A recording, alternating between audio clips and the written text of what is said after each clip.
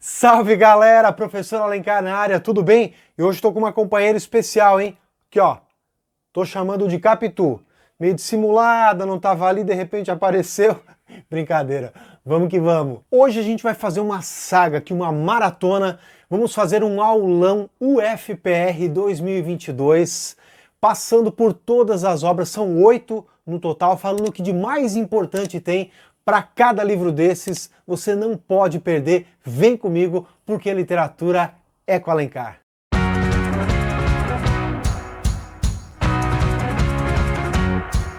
Começando por O Uruguai, Basílio da Gama, uma grande obra épica, é uma narrativa, na verdade, em versos. Lembrando que a gente está aí na época do arcadismo, século XVIII, não tem romance ainda no Brasil, romance só a partir do romantismo.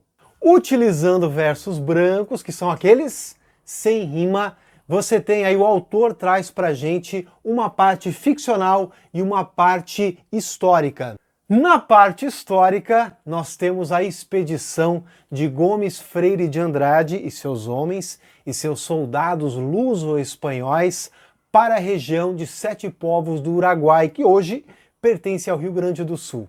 Eles foram para lá para fazer valer o Tratado de Madrid. Essa região de Sete Povos passaria então para as mãos dos portugueses. Mas quando os homens chegam lá, vão enfrentar agora o lado ficcional da obra, que é o lado indígena, principalmente. Aí você vai ter o cepé, o cacambo, a lindóia. O índio vai ser até idealizado, aí lembrando um pouquinho do que vem depois do indígena romântico. Cacambo e lindóia, o casal principal, o casal forte, guerreiro aí, né, da obra, vai ser prejudicado, o casal vai ser prejudicado pelo padre Balda, que é um espanhol. Ele tem um caráter meio duvidoso. Na verdade, essa obra vai defender o ideal pombalino, Marquês de Pombal, que perseguiu os jesuítas lá no século XVIII. Na sequência, nós temos a obra Últimos Cantos, de Gonçalves Dias. O Gonçalves Dias é conhecido aí por fazer poesia romântica, nacionalista, indianista, e esse livro tem poemas indianistas que mostram aí o índio como principal brasileiro. Sim, um exemplo é Ijucapirama, mas também existem outras temáticas presentes. A temática é variada, você tem poemas laudatórios, de exaltação, você tem aí alguns que lembram até cantigas trovadorescas, líricas, de amor, e você tem também a percepção do tempo aparecendo nos poemas. E aí vem o quê? Uma angústia, uma desilusão com a vida que se resume em nascer, lutar, sofrer, e no meio disso tudo, a famosa desilusão amorosa típica do romantismo. Só que mesmo quando as temáticas são mais pesadas, a poesia dele é leve, musical, sem perder a profundidade, a filosofia. O pessoal sempre quer saber se a poesia mais famosa dele, a Canção do Exílio, Minha Terra Tem Palmeiras, Onde Canta o Sabiá, se isso está presente aí nos Últimos Cantos. Não. Nessa linha nacionalista, indianista da canção, você pode pensar em outro que está aí, que é o Ijucapirama, aquele destinado a morrer. Lá na aula do romantismo, aqui do nosso canal, nós falamos sobre isso. O Ijucapirama, que é um índio tupi, capturado por uma tribo timbira, que quer fazer com o Ijucapirama o ritual da antropofagia, mas ele diz que tem um pai cego, e aí eles acham que ele é covarde, começa todo um conflito por causa disso. É um poema bastante longo, bem intenso. E o que vem, galera, depois do romantismo? Vem a época realista. E na época realista você tem realismo, naturalismo, parnasianismo, e a obra que a gente vai falar agora é símbolo do naturalismo. Eu estou falando de Casa de Pensão, de Aloísio Azevedo. Esse romance, narrado em terceira pessoa, é baseado em fatos reais. Num caso que aconteceu no Rio de Janeiro, no século XIX, e que chacoalhou a sociedade, é a famosa questão Capistrano. E é legal a gente saber dessa questão aí, porque a partir dela vai se desenrolar a nossa narrativa. Esse caso, então, que ganhou os jornais cariocas, fala do João Capistrano da Cunha, um jovem que vai morar na pensão da dona Júlia Clara Pereira. Ela tem 2 filhos, Antônio e Júlia também. A Júlia se torna namorada do João e o Antônio amigo. Um belo dia, o João invade o quarto da moça e aí começa toda uma confusão. A família quer reparação, quer casamento, indenização. Bem amparado pela justiça, o João acaba sendo absolvido, mas o irmão Antônio não perdoa e mata o rapaz a tiros. Na narrativa, obviamente, há alterações, adaptações. O João vira Amâncio, a Júlia vira Amélia e o Antônio, João. E como é uma obra naturalista, vai ganhar uns toques dessa escola literária, porque o Amâncio vem de outro estado para morar no Rio, aí vai viver numa pensão, cai na promiscuidade, a questão da sexualidade, o instinto sexual, que é bem naturalista, vai estar presente, mas na verdade todo esse caso aí é perfeito para virar um livro do naturalismo, vamos combinar, né? Agora é hora de Clara dos Anjos, um livro que foi publicado bem depois que o Lima Barreto já tinha morrido. Ele morreu em 22 e o livro é da década de 40. Bom, a gente sabe que o autor é um grande crítico da exclusão social, do preconceito racial, até porque ele era pobre e negro. Essas temáticas em Clara dos Anjos são muito fortes. A menina que dá nome ao livro é negra, suburbana, carioca, filha de Joaquim Engrácia. Um belo dia, a moça vai comemorar o seu aniversário e para a festa vem um tal de Cassi, que era um rapaz que cantava e encantava também as moças. Na verdade, ele tinha a fama de deflorador de garotas. Ele se interessa por Clara e não desiste até conseguir o que ele quer, entrar no quarto dela. Ela acaba engravidando e aí um dia procura a Salustiana, que é a mãe do Cassi, que começa a rir da moça. Até parece que o meu filho vai casar com uma moça como você.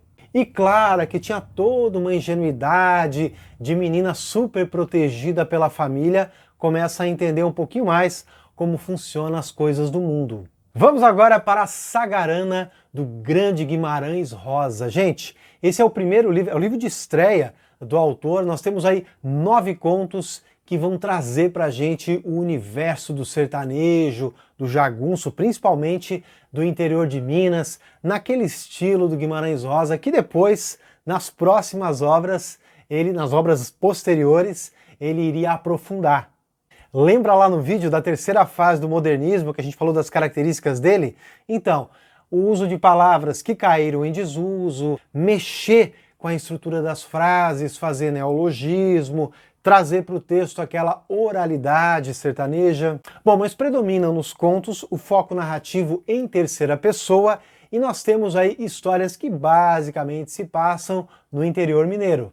Quais são os contos? O Burrinho Pedrez, A Volta do Marido Pródigo, Sarapalha, Duelo, Minha Gente, São Marcos, Corpo Fechado, Conversa de Bois e A Hora e a Vez de Augusto Matraga, que é um conto incrível, clássico da literatura brasileira. Todos, na verdade, já viraram clássicos, vamos combinar, mas esse é icônico e vai falar do Augusto Esteves, um homem basicamente ruim. Ele maltrata a esposa, despreza a filha, paga mal os funcionários. Aí ele é abandonado por todo mundo. Um dia ele vai tirar satisfações lá com os funcionários que não querem trabalhar, toma uma surra, cai de um barranco, acaba sendo cuidado, na verdade, por um casal negro.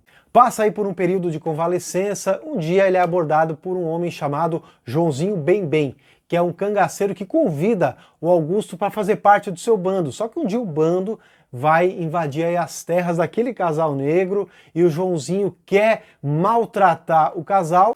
O Augusto não deixa e começa um duelo bastante violento aí, né? O Augusto, na verdade, vê nisso aí uma oportunidade para se redimir dos pecados, né? Das coisas ruins que ele havia feito. Ele acaba vencendo a luta com o Joãozinho, mas depois ele morre. Morte e Vida Severina, João Cabral de Melo Neto, o poeta que eu estudei no meu doutorado. Antes de mais nada, é legal lembrar que tem um subtítulo essa obra, Alto de Natal Pernambucano. Um alto é uma peça teatral que tem um fundo religioso. E aí nós temos, na verdade, o Morte e Vida é uma peça natalina, tem uma referência bíblica aí do Novo Testamento. Por que é Morte e Vida e não vida e morte. Se primeiro a gente vive, depois a gente morre. É que nós vamos ver aí a história do Severino, que quer encontrar melhores condições de vida, mas na sua caminhada só encontra a morte. Se o Severino é o personagem principal, por que o nome não é Morte e Vida do Severino, e sim Severina? Gente, Severina é um adjetivo, Severino é um nome próprio. Só que o adjetivo Severina não é só dedicado a ele, na verdade representa toda uma classe de severinos, né, que vivem uma vida bastante sofrida do sertão. Se você já se aventurou a ler esse texto, percebeu que é poesia. O João Cabral basicamente era poeta. E é interessante porque é uma espécie de peça teatral em versos, poesia dramática. Em boa parte da obra é o Severino monologando, falando.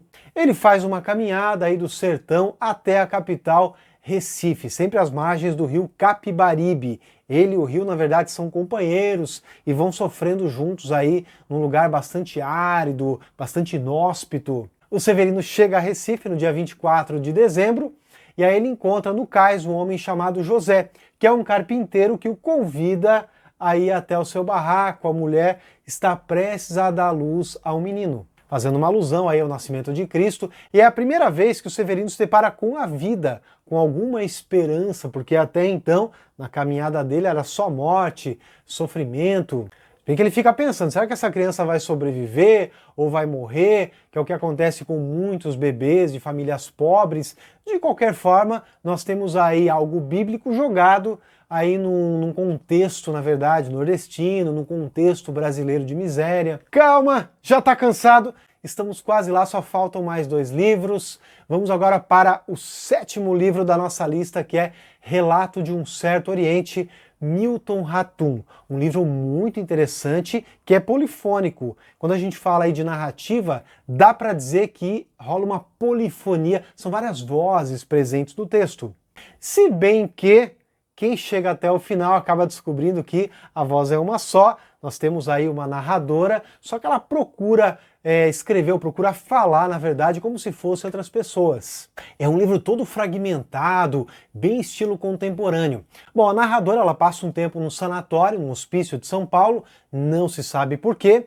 Quando ela sai, resolve ir para Manaus, rememorar a infância que ela passou lá. E aí quando ela fala pro irmão, o irmão dela inclusive mora na Espanha, o irmão diz, faz aí relato, escreve o que você vê lá, quem você encontrar, o que você lembra. Ela chega a Manaus no dia anterior à morte da mãe adotiva dela, que era a Emily. Ela fica alguns dias na cidade e resolve então compor um relato, baseado em entrevistas que ela faz lá no lugar e também na memória, né, na lembrança. A Emily e o marido, que a gente não tem o nome, tiveram vários filhos biológicos, como o Raquim, a Samara Adélia, tinham outros 2 que são inomináveis, segundo o livro, eram muito perversos, e os 2 filhos adotivos. Além de muitas outras personagens que vão aparecer, que vão fazer parte aí desse cenário incrível criado por esse autor. E vocês sabem que a Emily e o marido são imigrantes libaneses. E é interessante dizer que o Milton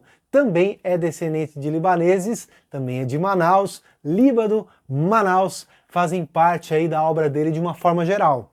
A mulher que faz o relato aí que a gente comentou, coloca os personagens para falar. Então, nos capítulos, você tem ali a narrativa do pai, a narrativa do Raquim, só que na verdade é tudo a mesma pessoa. Por último, nossa, que maratona, hein?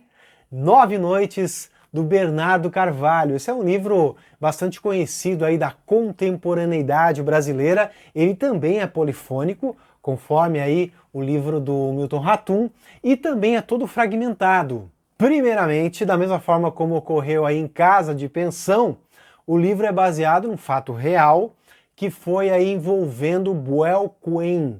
Não sei se é assim que fala a pronúncia. Ele é um norte-americano, né? Um norte-americano que acabou tirando a própria vida em 1939, quando ele estava entre índios Craôs, lá na região do Alto Xingu.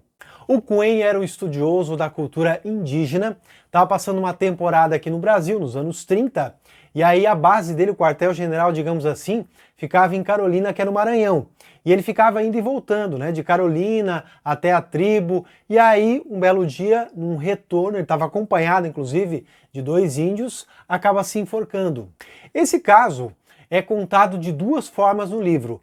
Uma é em itálico, a outra não. A primeira modalidade narrativa, digamos assim, em itálico, é feita pelo Manuel Perna. Ele é o personagem narrador, ele era aí um engenheiro que vivia em Carolina. E o Manuel conheceu o Quen, conviveu com ele durante 5 meses e 9 noites, daí o título. O texto do Manuel é, na verdade, uma carta para um amante amigo do Quen. Há um indício aí de homossexualidade. Será que foi por isso que ele fez o que fez? Já que naquele tempo esse era um tabu muito grande, as pessoas se sentiam muito reprimidas por causa disso. Há indícios, tá, gente? Mas nada é muito certo nesse livro. A segunda narrativa, que não está em itálico, tem aí um narrador repórter que quer descobrir a verdade sobre o antropólogo. Para isso, ele não mede esforços, ele faz aí uma investigação pesada, vai atrás de cartas perdidas, fotos, recortes de jornal, viaja, ele visita o Xingu, os Estados Unidos, atrás de algum parente que pudesse trazer alguma informação concreta para ele. Dá até para confundir esse repórter com o próprio Bernardo Guimarães, a gente fica um pouco confuso, mas, novamente, difícil de afirmar, muitas perguntas, poucas respostas, mas o grande barato desse livro, na verdade, o grande barato da literatura não é o que e sim como. Como as coisas são ditas. Esse estilo aí, meio quebrado, meio fragmentado, que a gente encontra também no relato de um certo Oriente, isso aí é que dá a graça, dá toda a movimentação para o texto. Enfim, galera que vai fazer a UFPR, a prova da UFPR, espero ter ajudado vocês. Foi um prazer estar aqui passeando por essas 8 obras. Espero estar ajudando. Contem sempre comigo. Um abração. Até a próxima.